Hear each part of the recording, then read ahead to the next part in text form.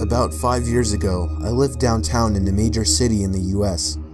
I've always been a night person, so I would often find myself bored after my roommate, who was decidedly not a night person, went to sleep. To pass the time, I used to go for long walks and spend the time thinking. I spent 4 years like that, walking alone at night, and never once had a reason to feel afraid. I always used to joke with my roommates that even the drug dealers in the city were polite. But all of that changed in just a few minutes of one evening.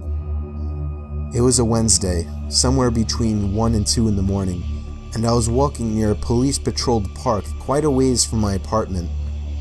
It was a quiet night, even for a weeknight, with very little traffic and almost no one on foot. The park, as it was most nights, was completely empty.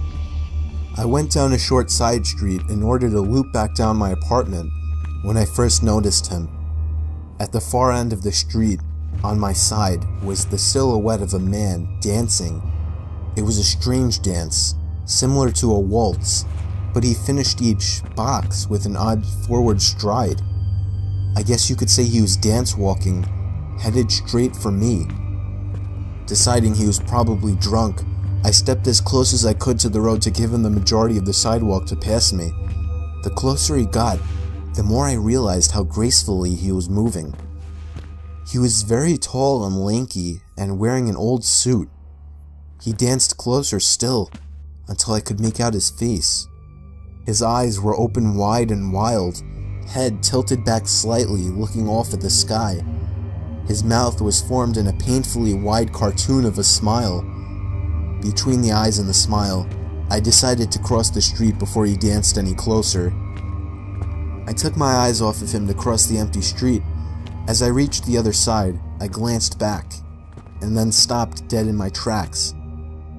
He had stopped dancing and was standing with one foot in the street, perfectly parallel to me.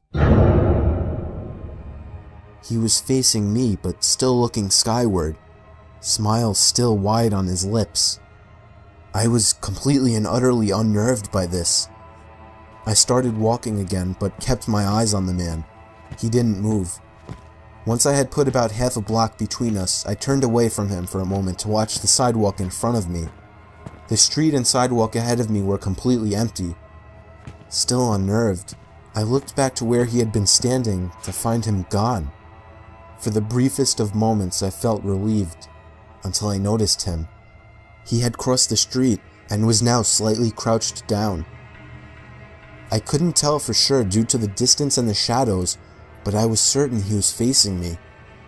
I had looked away from him for no more than 10 seconds, so it was clear that he had moved fast.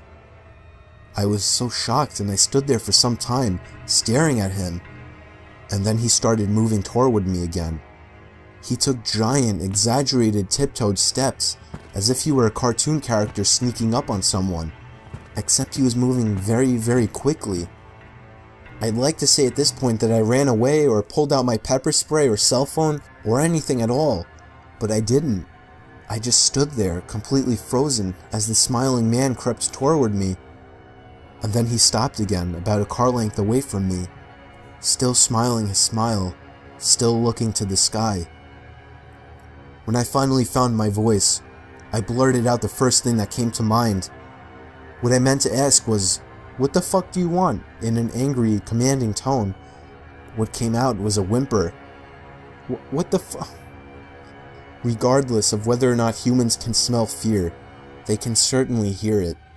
I heard it in my own voice, and that only made me more afraid. But he didn't react to it at all. He just stood there, smiling. And then, after what felt like forever, he turned around, very slowly, and started dance walking away. Just like that. Not wanting to turn my back to him again, I just watched him go, until he was far enough away to almost be out of sight. And then I realized something. He wasn't moving away anymore, nor was he dancing. I watched in horror as the distant shape of him got bigger and bigger. He was coming back my way. He was coming back my way, and this time he was running. I ran too.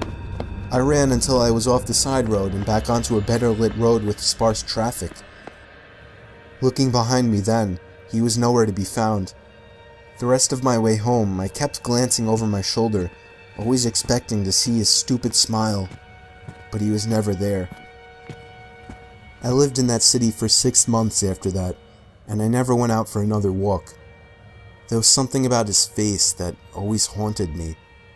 He didn't look drunk. He didn't look high. He looked completely and utterly insane. And that's a very, very scary thing to see.